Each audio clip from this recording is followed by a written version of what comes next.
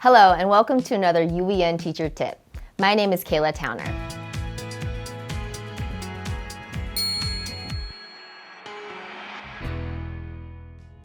In this video, we will be talking about the art of note-taking. As a teacher, have you ever asked yourself, should students take notes? Well, the answer is yes. But how do we teach them to take notes effectively and purposefully? Well, in this video, consider following these teacher tips on note-taking. Let's get note-taking. Number 1, explicitly teach note-taking strategies. So on a paper or on a device, let's check out how to teach Cornell note-taking strategy. You can organize a blank page like you see here in Microsoft OneNote. If you take a notebook sheet, break it up into sections. Now we're gonna click on this paper style and you can see there are no lines with lines. Now click on draw, marker, choose a color such as this blue, and draw the lines here and here. Then at the top of the page, this is where you can write your topic name, date, and titles to help remind the students what the topic is about. So it can be really helpful having that here. Now down below in this main area are your in-the-moment notes that your students can take. And then over on the left side in the margin is where students can pull out key ideas. Now if we scroll to the bottom, students can write a 1 to 2 sentence summary, and then you can have your students read the notes to make sure it sticks. Now if we look at another example where teachers want to create their own versions of this, they can then send it to their students so it's a little cleaner and it can help out those students that struggle with writing and even typing. Number 2, add images and icons. Adding images and icons is a great way to help support your students. For example, use bullet points to list your ideas. Then you can use dividers such as this green divider to help separate topics.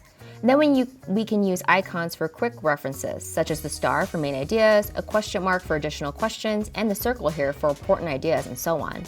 Also, allow your students to doodle in their notes. This can create great engagement and personalization. Now let's look at a third example of what this could look like. If we look at this third example, we can see teachers talking about the 3 little pigs and the big bad wolf. We can see bullet point list here. We can see different images here, such as an arrow, and then some more ideas of what the person was thinking. There is a star over on the side for a main idea, and then some doodling of the 3 little pigs. You can circle the key details here in this space to help bring out the main ideas into the left margin if needed. So if we scroll down here, we can see that circle, and if we scroll back up, we can see where the information was pulled to the left side.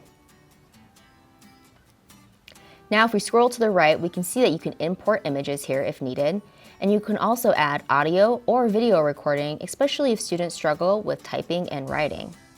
This can be really helpful for those students. Then as we scroll down to the bottom, we can locate that 1 to 2 sentence summary, and it can be typed or it can be written by their hand. Number 3, use graphic organizers. For some students, having an entirely blank sheet without anything on it can be very overwhelming. Graphic organizers can follow a similar process to the Cornell notes, but without students having to organize their papers. This may be best for younger students. So let's go into Canva and Education. We will click on Education, click on Resource Type, Graphic Organizers, and we can see a plethora of graphic organizers located here. We can see an example here of a story mountain. So this can show an orientation, the rising action, climax, resolution, and conclusion. We also can view a KWL chart on a certain topic of what you know, what you want to learn, and what you have learned. We also can view a math fraction booklet here, graphic organizer for teachers that teach math concepts. And we also can look at Earth Resources template for students, which can be really helpful.